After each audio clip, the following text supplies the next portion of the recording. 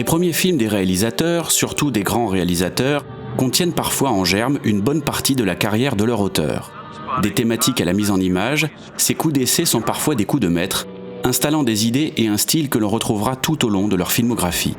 C'est le cas pour George Romero et John Carpenter.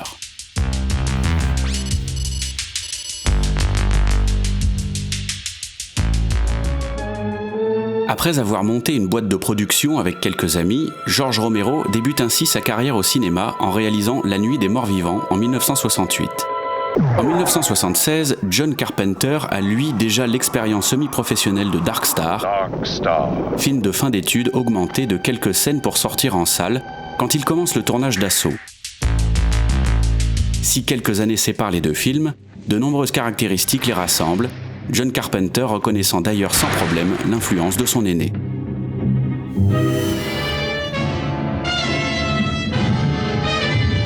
Dans La Nuit des Morts Vivants, plusieurs personnages se réfugient dans une maison isolée pour échapper à la menace de zombies de plus en plus nombreux. Dans Assaut, un commissariat et ses occupants se retrouvent assiégés par un gang prêt à tout pour leur faire la peau. Les scénarios des deux films partagent alors une structure quasiment identique, se basant sur des rebondissements similaires. Les personnages, venus de différents horizons, sont obligés de se barricader dans un espace clos pour se protéger d'une menace qui ne cesse de les harceler.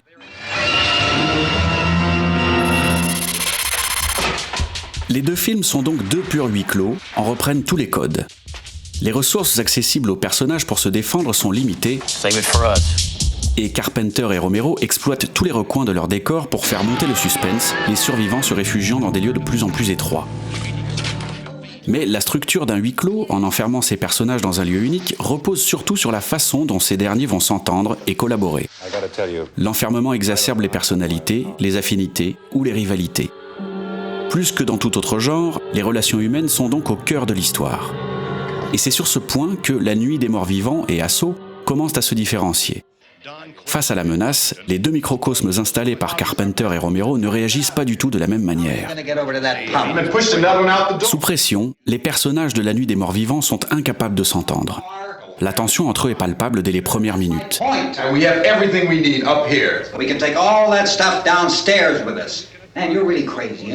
L'attaque des zombies devient presque une menace périphérique tant la mésentente générale au sein des survivants s'avère plus dangereuse. Le groupe s'autodétruit plus qu'il n'est détruit par l'arrivée des morts-vivants. Ces derniers ne sont qu'un révélateur d'une humanité déchirée et Romero impose ainsi une vision très nihiliste de l'homme. John Carpenter prend lui le contre-pied de son confrère. Ces personnages, a priori antagonistes, apprennent vite pour lutter contre les assaillants, à s'entraider et surtout à se respecter. Carpenter se montre moins pessimiste sur la nature humaine. Peu importe d'où viennent les personnages, peu importe leur histoire, leur passé, ce qui compte ce sont leurs actes pendant le film. Une approche pragmatique que l'on retrouvera dans beaucoup des films du réalisateur. George Romero et John Carpenter, se basant sur une structure huis clos très similaire, partent donc dans des directions presque opposées, nous présentant deux visions de l'humanité très différentes. Des différences qui s'expliquent autant par les goûts personnels des deux réalisateurs que par leur positionnement vis-à-vis des codes du cinéma des années 70. 10 ans séparent ces deux films, mais ils ont tous les deux été conçus au sein d'une période très spéciale du cinéma US, le Nouvel Hollywood, époque qui a vu le 7e art américain faire exploser les barrières morales et graphiques en vigueur. Les héros deviennent ambivalents, les marginaux et les minorités arrivent sur le devant de la scène, le classicisme hollywoodien se fissure, la violence n'est plus hors champ.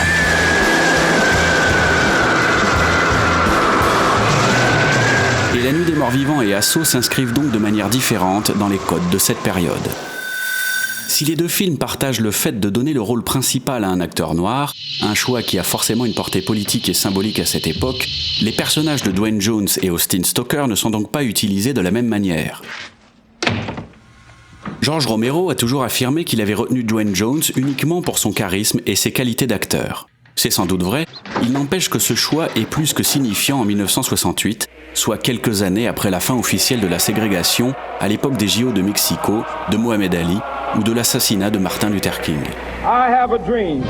Le suspense cinématographique, les enjeux narratifs entre les personnages, un prolo noir et un père de famille WASP, se doublent alors d'un sous-texte racontant les tensions de son époque. Dès son premier film, George Romero pose les bases d'un cinéma de genre très politique qu'il ne cessera de développer dans tous ses films de morts-vivants. John Carpenter, même s'il nous montre un gang violent, ne met lui jamais en avant la dimension politique de son sujet. Dans Assaut, la couleur de peau du héros n'a quasiment pas d'impact sur le film, sur la construction du personnage. Bishop est simplement l'archétype du flic intègre, vivant dans une banlieue résidentielle sans histoire. Alors que la notion d'héroïsme classique n'est plus du tout à la mode dans les films du Nouvel Hollywood, le réalisateur choisit de la reprendre à son compte, s'inspirant plus des codes de l'âge d'or hollywoodien que de ceux des années 70. I want all of us alive. On voit là les goûts de John Carpenter qui se réfère plus aux grands anciens comme Howard Hawks qu'à la contre-culture de sa décennie.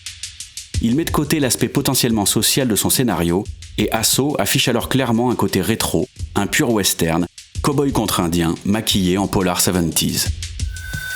George Romero livre lui, au contraire, un pur film contestataire totalement en phase avec son époque, un vrai marqueur du Nouvel Hollywood. Un film radical, autant d'un point de vue narratif que social. Le cinéma d'horreur a toujours une composante politique et La Nuit des Morts-Vivants le montre clairement, jusque dans sa conclusion. Ces différences thématiques et narratives se répercutent évidemment dans la mise en image des deux films, noir et blanc contre couleur, format 1:33 contre cinémascope. La Nuit des Morts-Vivants est un des premiers films gore de l'histoire, genre né en 1963 avec Blood Feast, réalisé par Herschel Gordon Lewis. George Romero montre la violence de manière frontale, sans filtre. Le réalisateur et son chef-op éclairent les plans dans un noir et blanc très expressionniste, comme dérivé des films de monstres de l'avant-guerre. Une lumière qu'il combine avec un style beaucoup plus moderne et complètement 60s, le 16 mm et la caméra à l'épaule. L'esthétique est donc quasi documentaire et donne toute sa particularité au film. La caméra est au plus près des personnages, colle à leurs actions. Les plans sont souvent instables, comme pris sur le vif. Le montage est très rapide, voire heurté. Tous ces éléments donnent un résultat radical, voire hystérique, dans le bon sens du terme, et le film d'horreur entre dans une nouvelle ère. Assaut n'est pas dans le registre du film d'horreur, mais la violence y est aussi très directe. Pour installer son univers, John Carpenter ne nous épargne rien. Mais, comme pour ses thématiques, sa mise en image se rapproche plus de celle des anciens que des modernes. Les codes esthétiques des années 60 et 70, la caméra épaule et le zoom n'entrent pas vraiment dans les plans de Carpenter.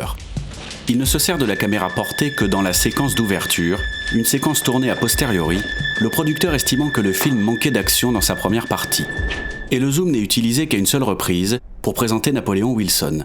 Un effet qui joue plus sur l'iconisation du personnage que sur le style brut des 70s. Aux marqueurs esthétiques de son époque, John Carpenter préfère un certain classicisme.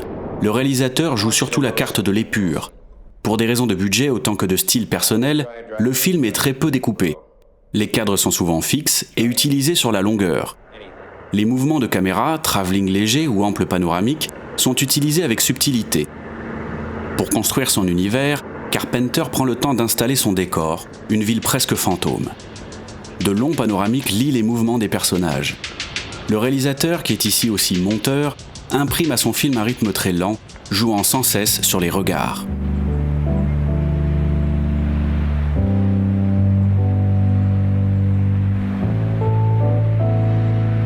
Le film est avare en dialogue, et pourrait d'ailleurs presque être muet.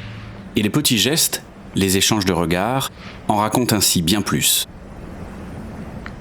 Une fois la situation posée, le film joue la stricte carte du huis clos. La caméra ne sort quasi plus du commissariat, reléguant ainsi les assaillants au rang de simples silhouettes.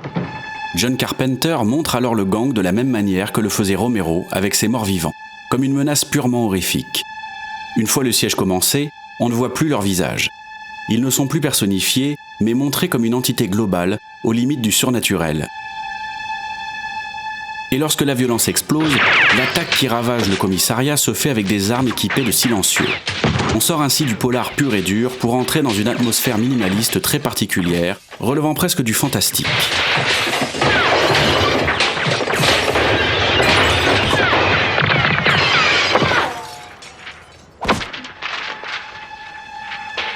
son premier film professionnel, John Carpenter prend le contre-pied de son époque et pose les bases d'un style qui lui sera propre toute sa carrière, notamment marqué par un cinémascope totalement maîtrisé.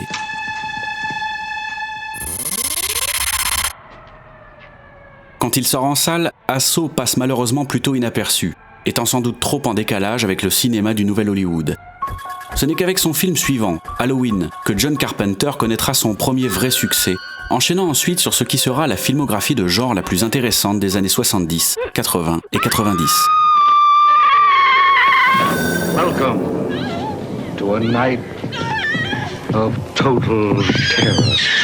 La Nuit des Morts Vivants fait lui sensation lorsqu'il débarque au cinéma 10 ans plus tôt, installant tous les codes modernes du film de zombies et devenant un des films les plus rentables de l'histoire. Il est surtout un des fondateurs de l'horreur moderne. Psychose était en 1960 annonciateur d'une évolution. Mais le genre fantastique horreur bascule définitivement à la fin de la décennie. Il sort de la fantaisie, du cadre souvent gothique ou baroque qui était la norme jusque-là, pour entrer dans l'ère du réalisme. L'Exorciste, Massacre à la tronçonneuse, Rosemary's Baby, les classiques de l'horreur de cette période sont différents les uns des autres, mais ont en commun la volonté de s'inscrire dans le réel. La menace n'est plus un monstre échappé de la littérature du 19e, mais se terre au cœur de l'Amérique, dans une famille de la campagne profonde, chez une femme enceinte ou une enfant. Le genre bascule alors complètement. Si les films de George Romero et John Carpenter suivent une trame quasi identique, ils se construisent donc sur des conceptions du cinéma américain très différentes, affichant chacun une cohérence thématique et esthétique totale. Brut de décoffrage, La Nuit des Morts Vivants est emblématique de son époque, tandis qu'Assaut se place, lui, en dehors des modes. Des différences qui se retrouveront tout au long des filmographies de leurs auteurs, deux filmographies qui s'avéreront aussi différentes qu'essentielles pour le 7e art.